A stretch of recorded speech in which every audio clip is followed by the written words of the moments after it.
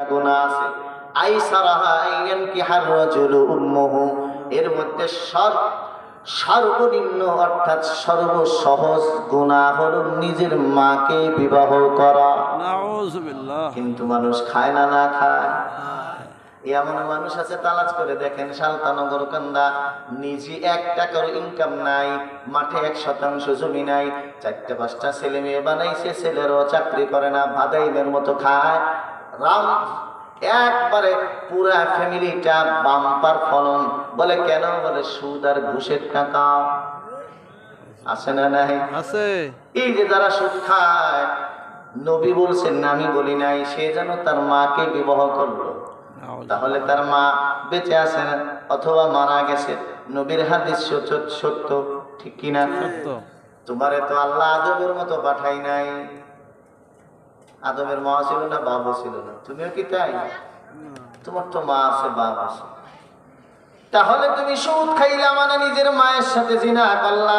হে নবীর উম্মতের দল, মিশকাত শরীফের 2825 নম্বর হাদিস, ক্বালা রাসূলুল্লাহ সাল্লাল্লাহু আলাইহি ওয়াসাল্লাম, আল্লাহর নবী বলেন, দিরহামুর রিবা, 1 টাকা কেউ যদি ঘুষ খায়, ওয়া হুয়া ইয়ালামু, জেনে শুনে, আশাদ্দু মিন 36 জিনা, তাহলে 1 টাকা সুদ খাওয়া 63 বার জিনা করার চাইতেও বড় মারাত্মক গুনাহ।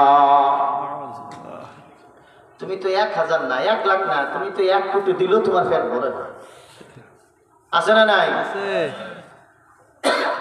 আল্লাহর নবী বলে, উম্মত, হাসরের ময়দানে রক্তের একটা সাগর বানাবেন আমার আল্লাহ। ওই সাগরের ভিতরে পানি নাই, পুরা সাগর হবে রক্তের। রক্তের সাগরের ভিতরে কিছু মানুষ হাবুডুবু খাবে, সাঁতার কাটবে। ওই সাগরের পানির নিচে পাথরের স্তূপ থাকবে, ওই যেন একজন ফেরেশতা দাঁড়ায় থাকবেন। আল্লাহর বান্দা সাঁতার কাটতে কাটতে একদম সাগরের কিনারায় চলে আসবে, এসে একটা হা করবে। ফেরেশতা একটা পাথর নিয়ে তার মুখের ভিতরে নিক্ষেপ করবে, পেটের ভিতরে পাথর চলে যাবে।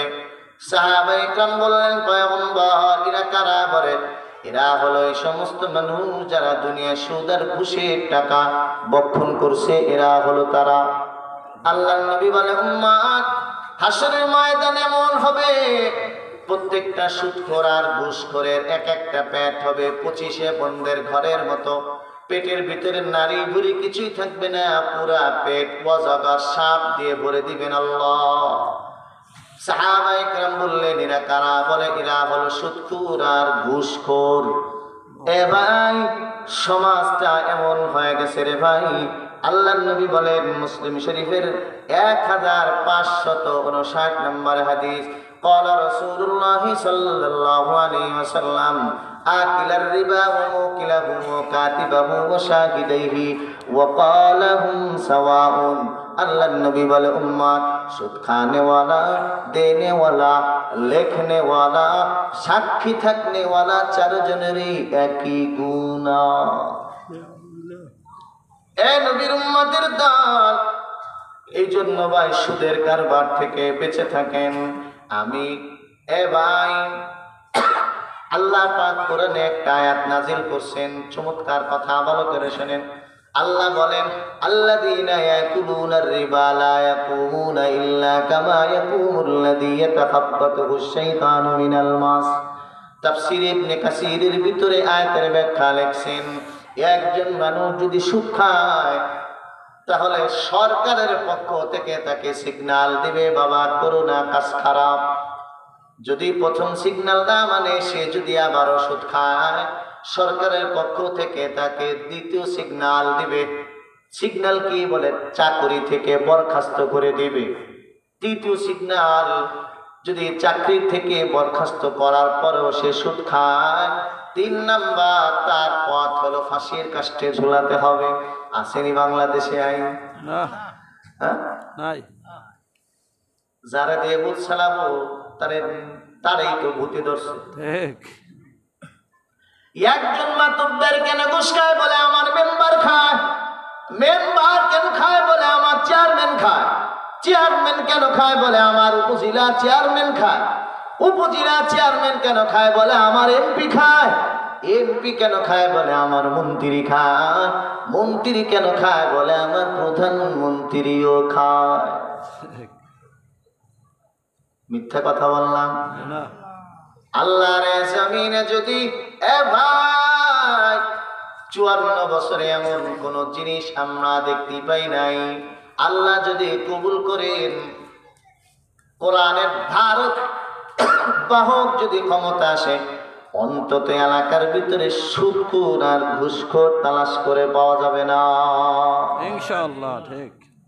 এ নবীর উম্মতের দল, আল্লাহর নবী বলেন, ক্বালা রাসূলুল্লাহ সাল্লাল্লাহু আলাইহি ওয়াসাল্লাম, আল্লাহর নবী আরো চমৎকার একটা কথা বলছেন, মানিশতারা সাউবান বিআশারাতি দারাহিমা, তুমি 10 টাকা দিয়ে একটা কাপড় ক্রয় করছো, 10 টাকা দিয়ে কাপড় হয় না।